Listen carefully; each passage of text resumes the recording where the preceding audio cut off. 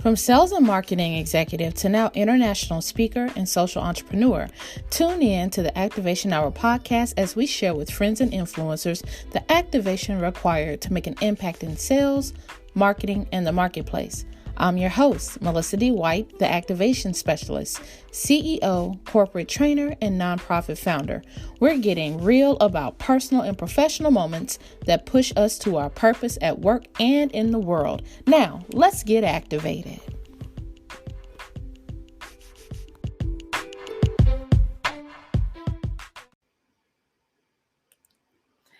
Hey, and welcome back for this week's episode of the Activation Hour, Purpose at Work and in the World. You guys have been amazing as we've launched into season 2, which is what I've dubbed the season of unlearning.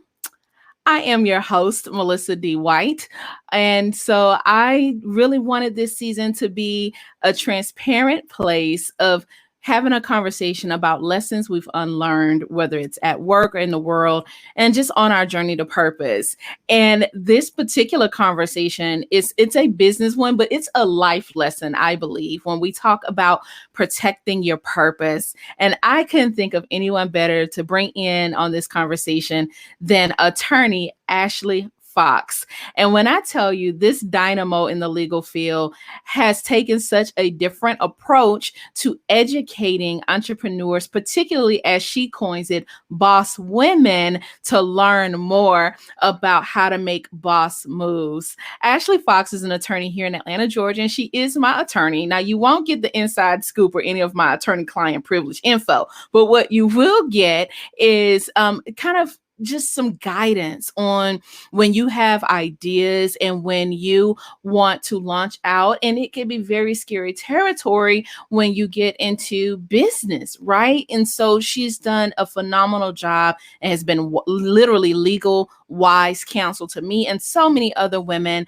And so I'm excited to have today's conversation with attorney Ashlee Fox. So welcome, Ashlee, to the Activation Hour. How you doing? I'm good. How are you? I'm excited to be here.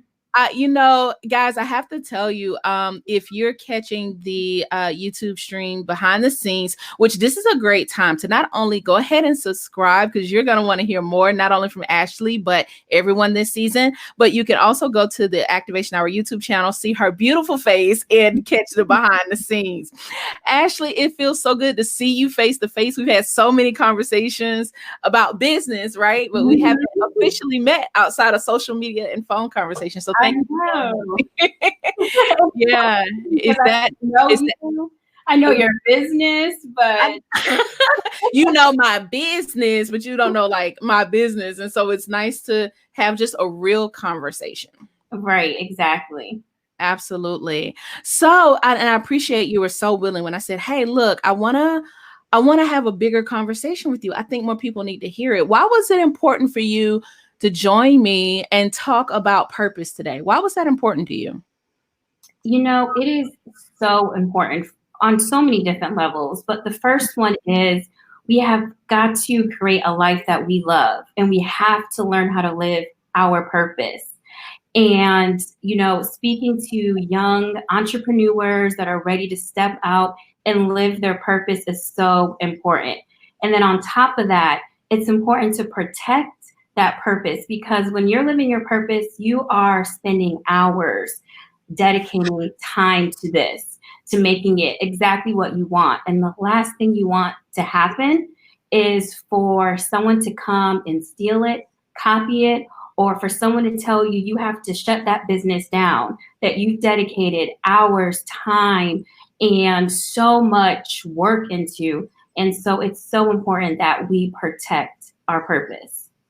Wow, that's so true.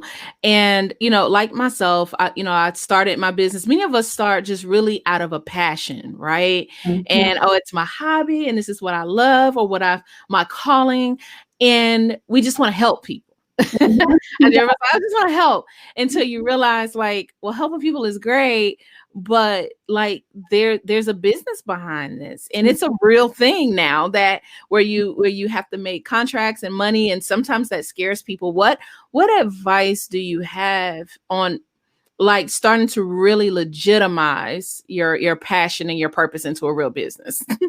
The first thing I say, so I'm all about building that business foundation. If you follow me on social media, I can go on and on for hours. Most of my posts about building that business foundation. And so when you are ready to step out of hustle mode, hobby mode, when you're ready to actually build that business and make that impact that you've been wanting to make and help people, you have to understand the different roles that you're going to wear. A lot of times we focus on our area of expertise when it comes to this business that we want to start. We're great at helping people live in their purpose. We're great at being an attorney in my instance, or we're great at being an accountant. But that doesn't necessarily mean we're going to be great at being a business owner. And so we have to recognize the various roles that we're about to take on as we step out and live our purpose and start this business. And so it's so important that we understand that we can be great in like our zone of genius, but we also have to then step out and say, well, I'm also starting this business. What does that mean to be a boss? It's more than just a title. It's more than just bragging rights. When it comes down to it, it's an actual job and duty, because if we're great at being an attorney or accountant, but we don't know how to get those clients, we don't know how to convert, then it's not going to work out. You're going to be a great lash technician, a great hairstylist without any customers, without making any money, without living in your purpose. So it's really important to know the roles you're gonna have to play and the different hats. Wow. That's so impactful.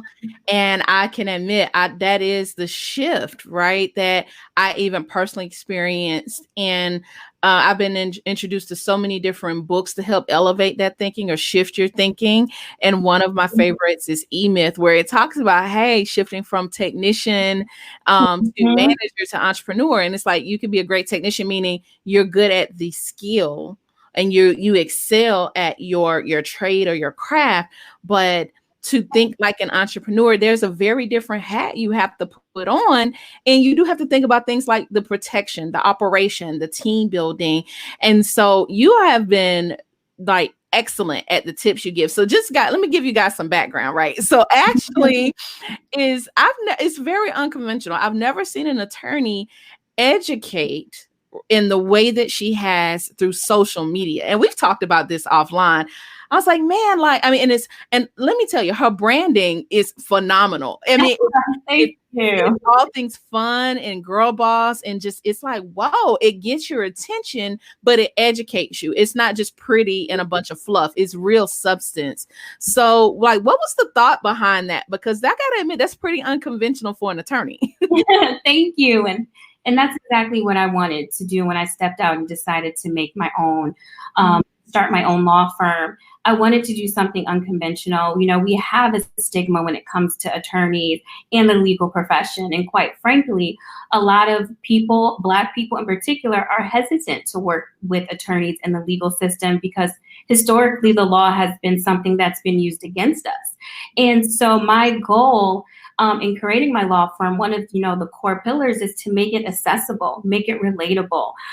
It's not something that only the elite can have access to, and particularly when it comes to protecting your business. This is not something that only the wealthy should do. You're starting your business, you need to have your assets. And so my goal in starting my law firm was making it accessible, making it relatable, so that it doesn't matter the size of your business, you understand that you have rights to your business. You have the right to own your assets. You have the right to prevent people from copying what you are doing. And so that has just always been at the forefront of everything that we're doing at Fox Legal Firm. That's phenomenal. I love what you said about, typically, considering being able to have access to an attorney has been reserved as a right to the wealthy, like exclusive thing, when truly it's just as much, if not more necessary for the average person or people who are typically underrepresented to have access to representation. That's real power in access to knowledge in a different kind of way. So I commend you for that. It kind of shifts me to when I did my homework and really learning more about not only our business relationship, but like really who you are as an attorney. And one of the things you say on your website is your pillars are to educate, empower, and for the experience. Can you share more about, like you said, you set off, you wanted to do something unique. Tell us more about that. Absolutely. So I focused entering into law school.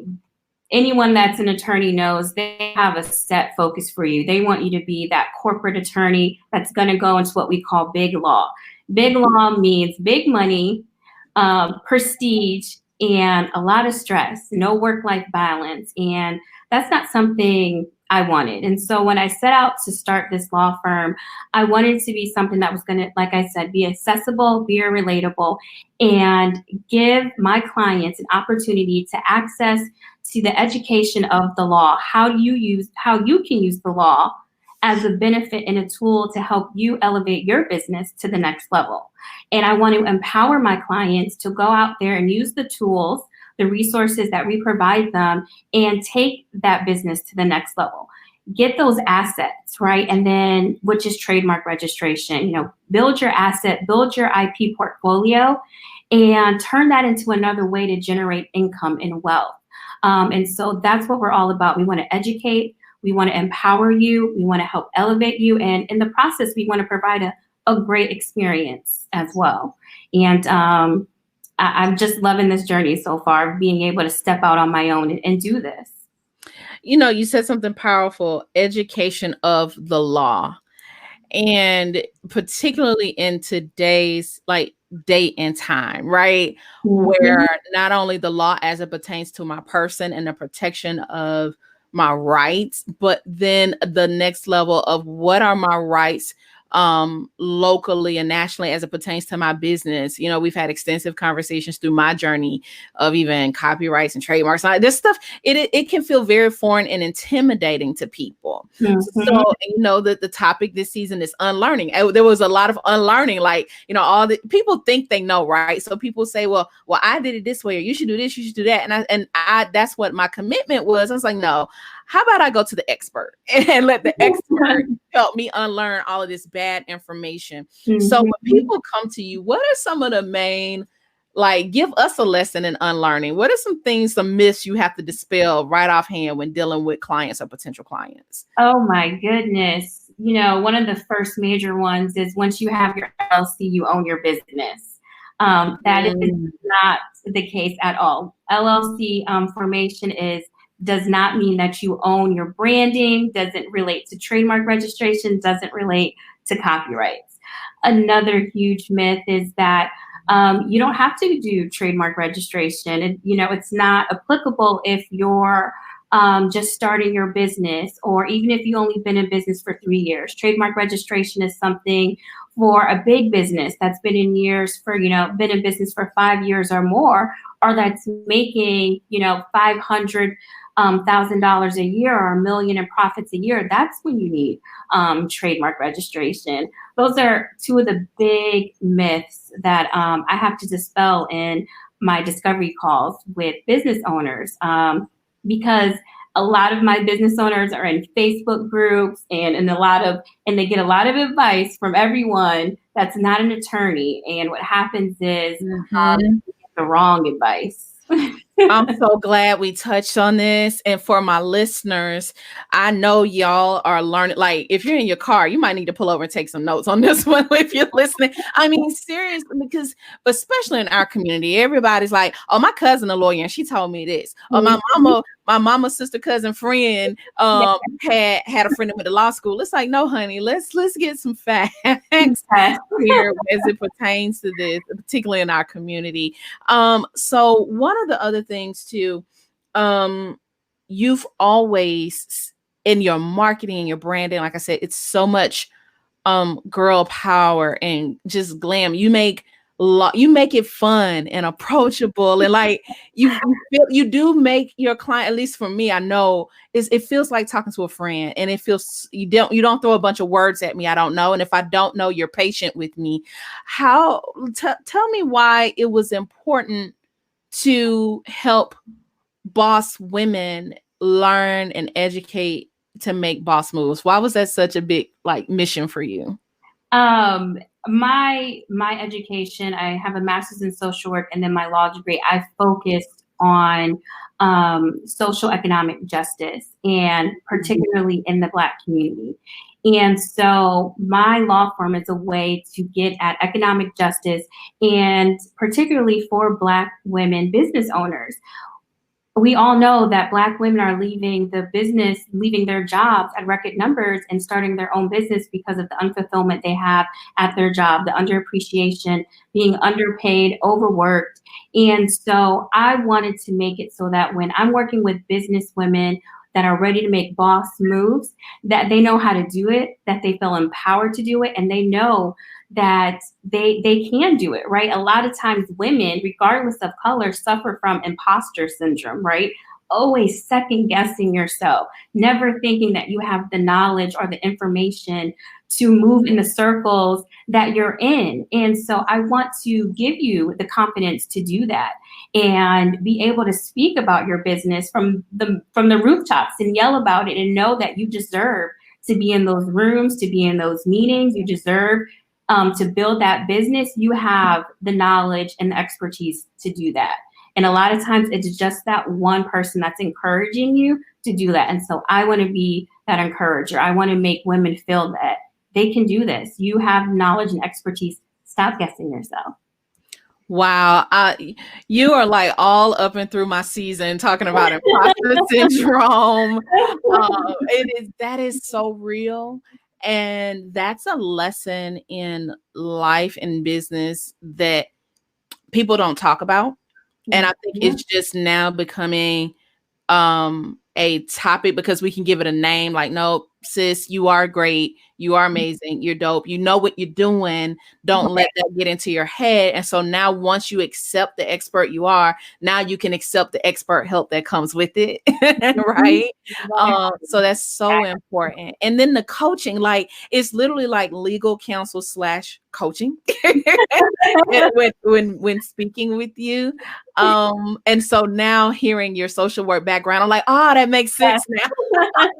I was like, I get it. Why I feel so much more empowered. And like was really helped. Truly, like you humanize it. You humanize law in a way where I can understand and receive it, and it's not so intimidating. So thank you. Thank you. Absolutely, absolutely. So I'm going to take a quick break, but when I come back in a second here, I want to talk more about, and I'm definitely not asking you to like spill all your legal tea here. You don't have to tell us everything, but just maybe some tips on the first steps on if it's, not only contacting, of course, an attorney, but some things that people can start to do to protect their purpose. So we'll be right back in just a moment, joined by attorney Ashlee J. Fox.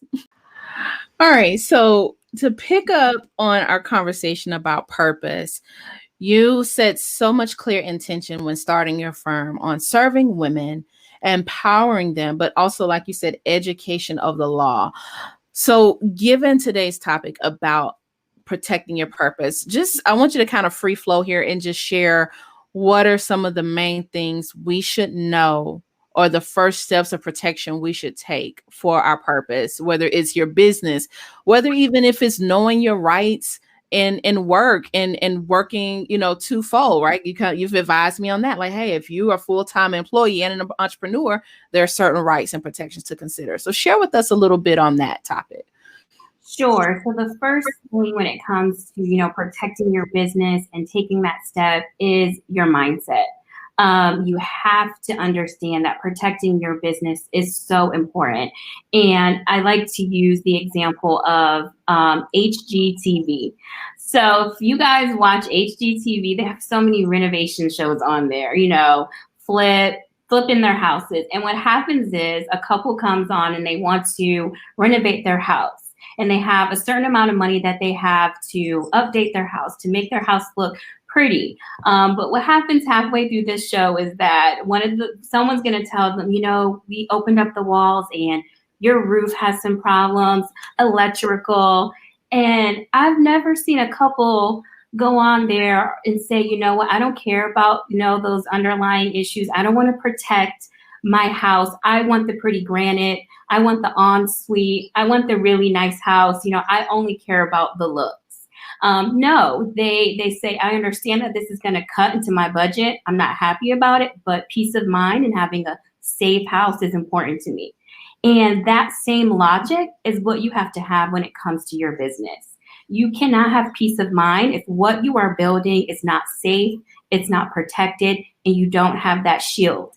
I understand that branding and aesthetics are really important when it comes to a business, but pretty branding cannot take the place of having a safe business, one that's not going to deplete your savings, one that's not going to end you up in a big lawsuit, one that's not going to open you up to a lot of liability. So the first thing when it comes to protecting your business is changing that mindset and understanding that you shouldn't have peace of mind until you have those protections in place. And so what do those protections look like? Of course, I want to talk about LLC formation or some type of business entity, because what that does is it builds a shield between you and your company.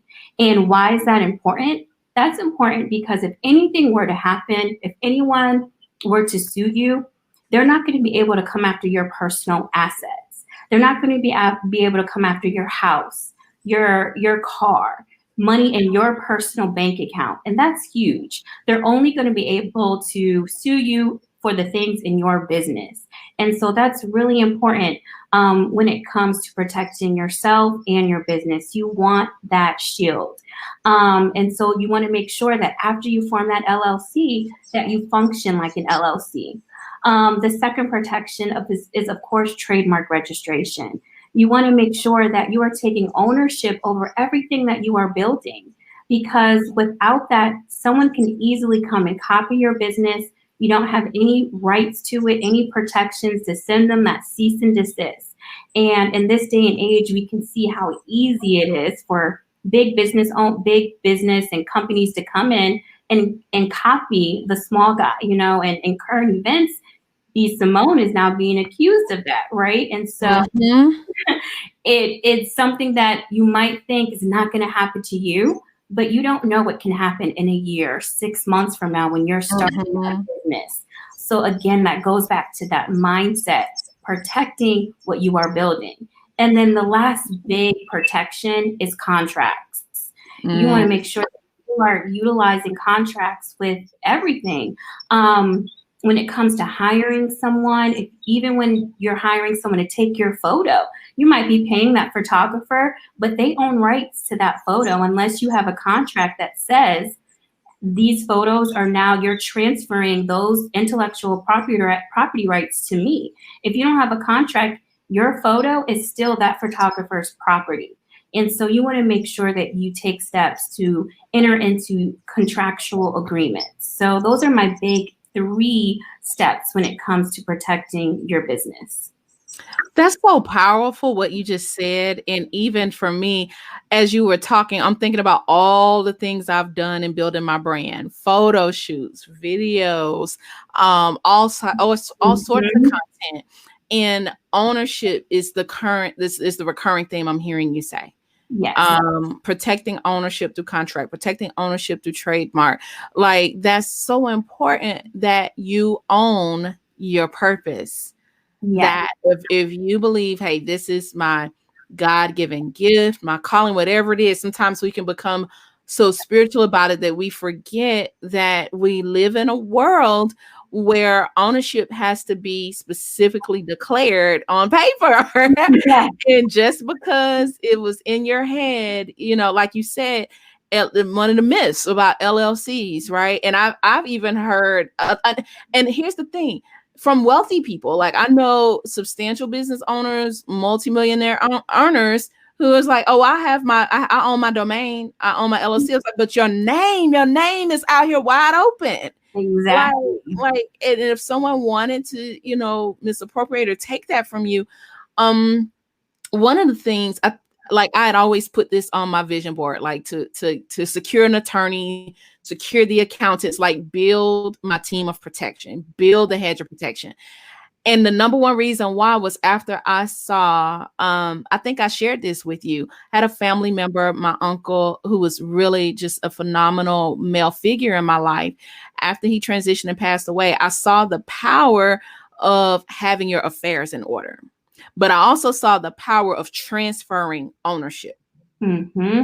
Mm-hmm. And I was like, whoa. And as a Black female, I had never seen that displayed or exemplified in my own community, let alone my own family.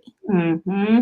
And so when we talk about legacy, and I love that, if you're listening to the replay of this, Ashlee and I are having this conversation on Juneteenth, which is powerful to talk about ownership Mm-hmm.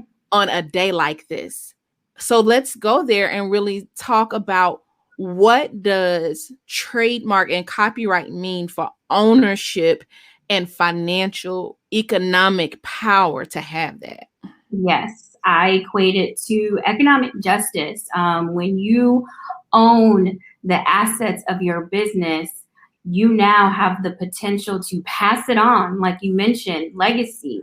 You're creating generational wealth with your trademark registrations, with your business. These are assets, just like we call them intangible assets.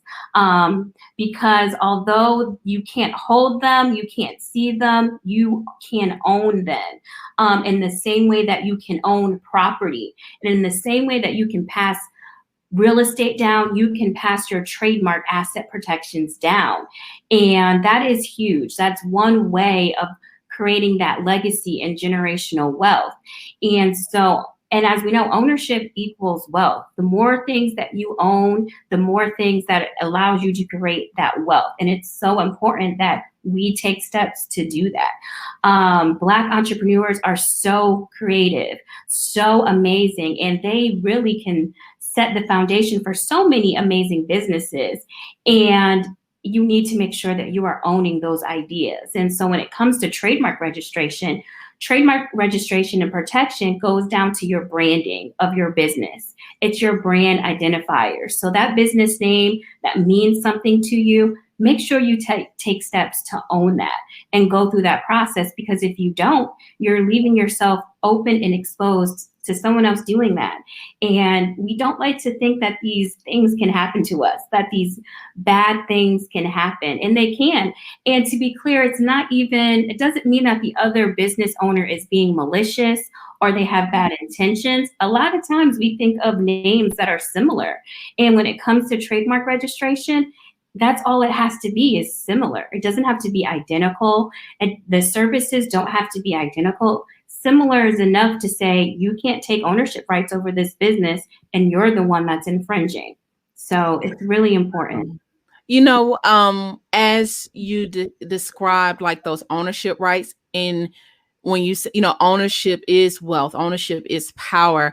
The first example that comes to mind, because it's so fresh right now, right? You've seen brands pivoting left and right on imagery and renaming. And I mean, you got Uncle Ben's and you got Aunt Jemima. And this has been quite a week in history, American history, let alone Black history, right? Right. And the first thing when doing because I really wanted to I've been careful to not repost or reshare without fact checking. Mm-hmm. And so learning about Nancy Green, the woman who was behind the Aunt Jemima brand, and there were debates about, was she a millionaire, was she not? One of the things that came up in reading that story was about this people who claimed they were descendants and wanted a stake at, hey, wait a minute, we actually, our family should own the rights to this. But if there was no legal recourse and they didn't win that fight on saying, hey, I'm a descendant of Nancy Green, we should have some sort of reparation, if you will, from the Aunt Jemima brand. But so that's what's so powerful about the dialogue we're having. We see it playing out right now. Yeah. What if, let's just say that had been protected? How powerful would that be to lay claim to that? So now your descendants, your children's children Are can, making money, are yeah, got own leg up. something. Yeah, that's legacy. Right. That's legacy, and that's power, right? Because now they have something to start off. Even as simple as having money to go towards your college education, and how that's going to open opportunity because you don't have to spend, half your check paying back your student loans.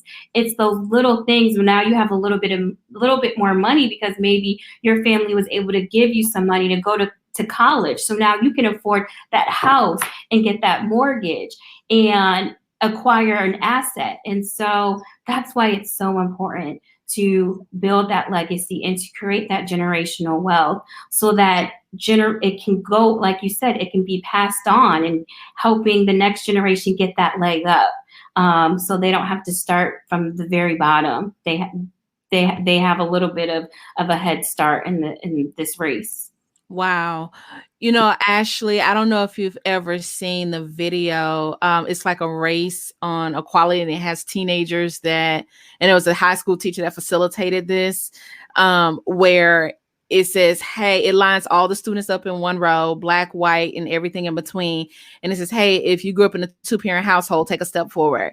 If you've never had to worry about helping to pay for household expenses for your family, you don't have to get a job as a teenager, take a step forward. If you have private tutors. And so it's a lesson in equity, or a lack of equity, where students get to see, like, wait, I do have privilege and advantage because there are things that I don't even have to consider in life. And there were many Black and brown students who were left behind in the race.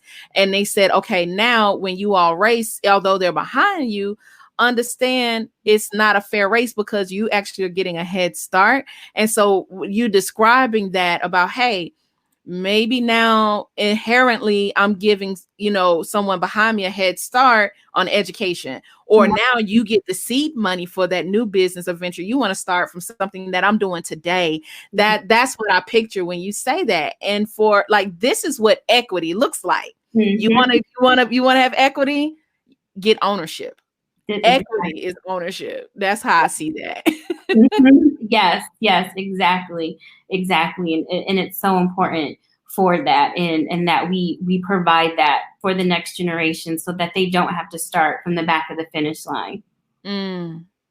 Wow, that's so powerful. Just the imagery of that. What we're doing right now helps the generation behind us, and not even just our children as direct descendants, but our children's children get a few steps ahead in the equity line. That's so amazing. The last thing I wanted to touch on as it pertains to protecting your purpose is, we talked about trademarks, but let's talk about like copyrights. One of the things I've shared with my group is I do licensing a lot, whether it's my own content or repurposing someone else's that I license. And that's such an economic opportunity that people don't even like. We're not taught that. Like, we're not even taught it in business school. And I have an MBA, and they don't know like that. Those are lessons of the wealthy and ownership. That's just not commonplace. You have to intentionally seek that knowledge. So, if you care to share or expound upon the power of IP when it comes to your purpose. There are people that are writing curriculums, especially now, like since we've been in pandemic, people have been locked in writing books and courses and curriculums, and there's so much power in the economics behind that. Touch on that a little bit. Yes, I'm excited to talk about that. So that's what I mean when it comes down to acquiring those assets. And you can do that with trademarks and copyrights, like you mentioned. So if you have this amazing curriculum that can make a difference in high schools and middle schools, take steps to protect that through copyrights. And so the difference between, let me back up a little, the difference between trademarks and copyrights is that copyrights protects creative works. So writings like blogs, videos, photos, things of that nature. Trademarks, like I mentioned earlier, goes down to branding, your business name, color, for example, like Tiffany blue, sounds, logos, slogans, that's trademarks. And so when you are creating something, you take ownership over that and you have that asset, and you can now go out there and license that to other companies that want to use that. And that's what we're talking about. That's why this is an asset, because you can generate additional income off of this business or these copyrights that you own. And so this amazing curriculum that you have that might be really great for another school, they can now license that from you and pay you substantially to use that. And the same with trademarks. This amazing brand that you've made, a lot of big businesses go out and they use licensing agreements with these smaller companies because of the target audience these smaller businesses has. They want to be affiliated with that. And so it's so important that you understand that when it comes to assets in your intellectual property portfolio, that there is income potential just within that, outside of your traditional business structure.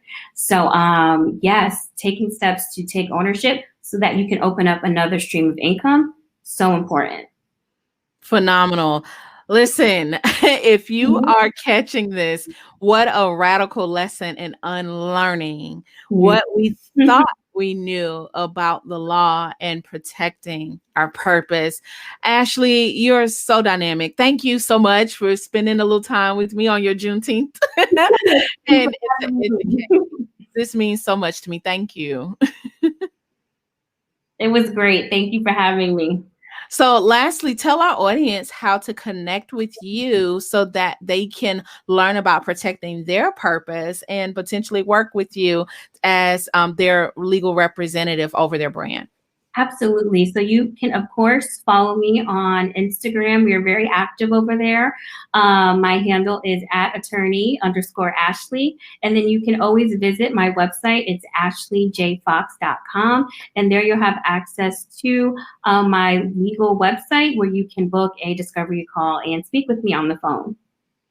Awesome. Well, thanks again. Kudos to you, Ashlee, for all you're doing for women and for the community to educate people and learn how to protect their brand. Boss women learning boss moves. And I am so excited to be a part of that movement with you. So guys, thank you so much. If you really learned and unlearned some things in this episode, go subscribe. Make sure you get the notifications as we continue to go on this journey of unlearning together. It's my goal to make sure I bring you some of the best thought leaders and education to help us live on purpose at work and in the world. Hey, and if you want to see behind the scenes and check out my conversation with Ashlee, subscribe to my YouTube channel where you can fully watch the video.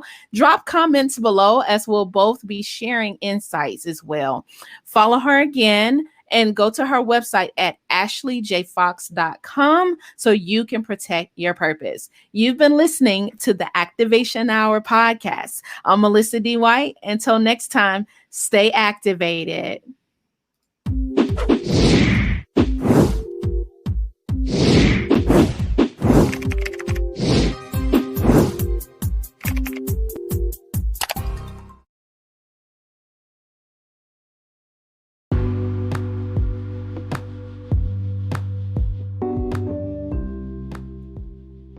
Are you a manager, trainer, or executive that wants to see maximum results for your team? Well, let me help you with that. Training is for information, but coaching is for results.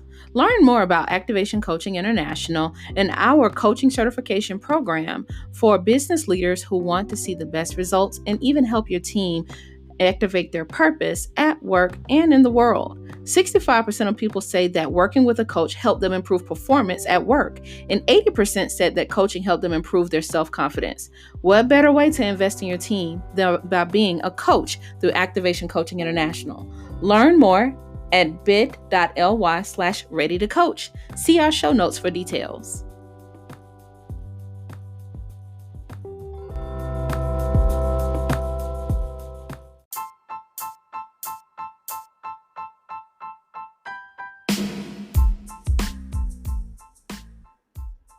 If you love this episode, please make sure to subscribe, turn on your notifications, and share with a friend. Also, if you really want to get behind the scenes, go now to our YouTube channel at The Activation Hour, The link is found in the show notes for you to actually see my guest live and in person, and to even catch more details of our conversation behind the scenes. Stay connected and join us next time for the Activation Hour, Purpose at Work and in the World.